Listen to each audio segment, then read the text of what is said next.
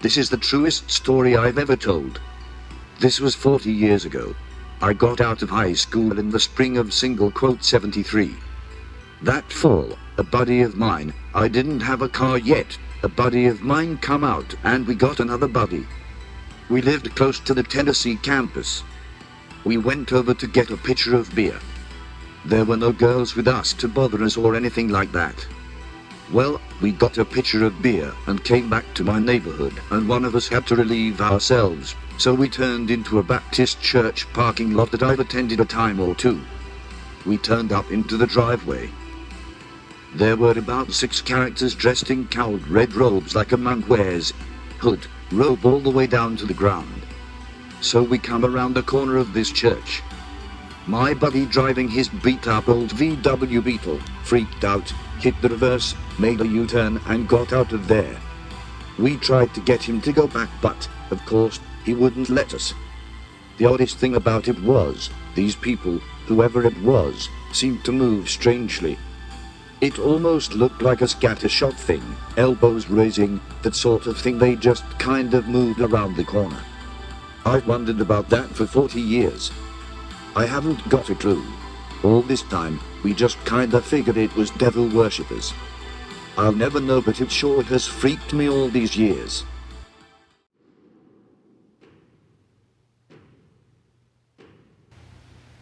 I was 5 years old. I was sleeping in a double bed with my brother, who was 3 at the time. I was having trouble sleeping. I was rolling around.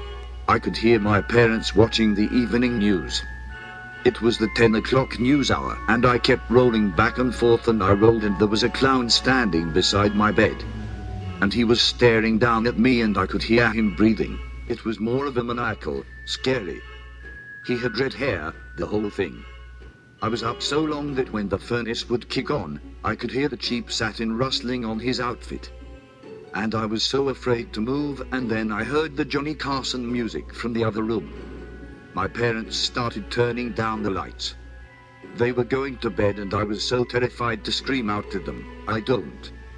I snaked my arm underneath the covers, and I pinched my brother in the soft part of the arm, trying to wake him up. He didn't wake up.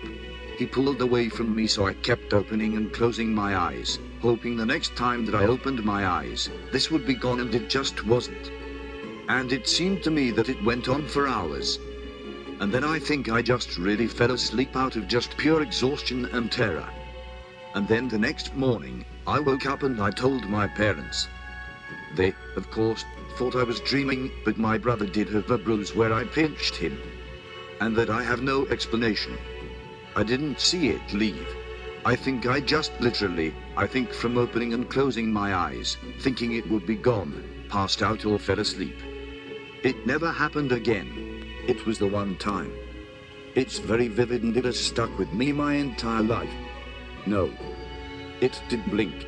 No other noises. Just breathing, staring.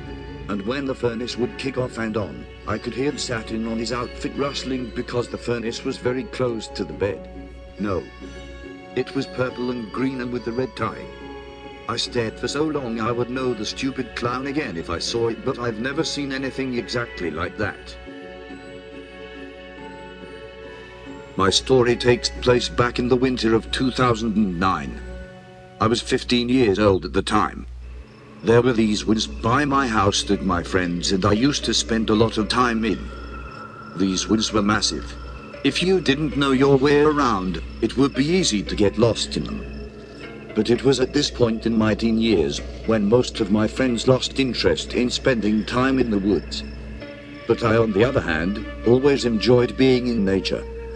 And as a result, I was spending a lot of time by myself in these woods.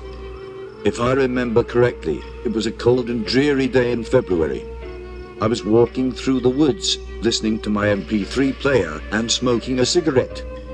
But then out of nowhere, I noticed something moving around in the distance. At first I thought it was maybe a deer or some sort of animal. But then as I took a closer look, I noticed it wasn't an animal. It was a person.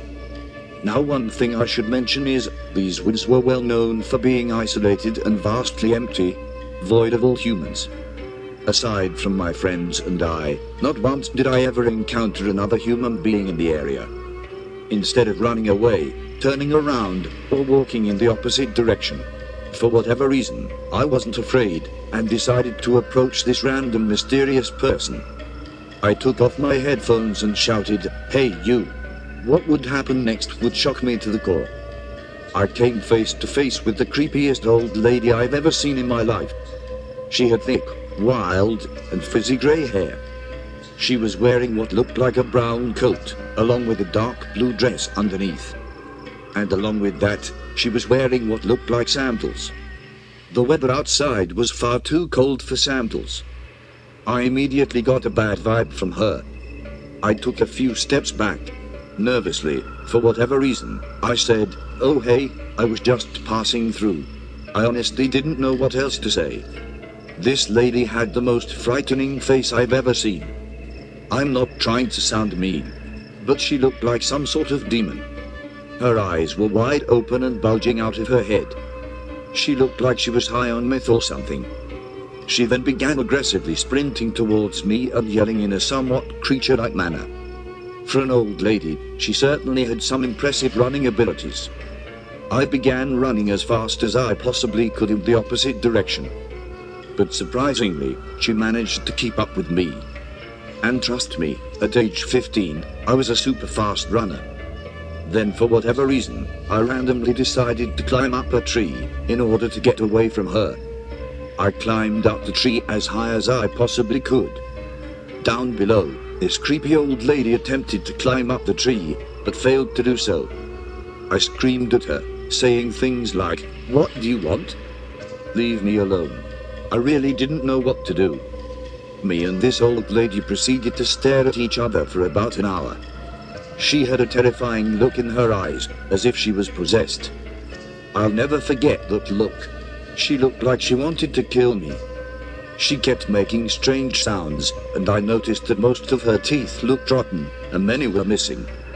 But then, out of nowhere, there was a noise in some nearby bushes, and she went aggressively running towards it. Her behavior was almost zombie-like. But this gave me a chance to run away.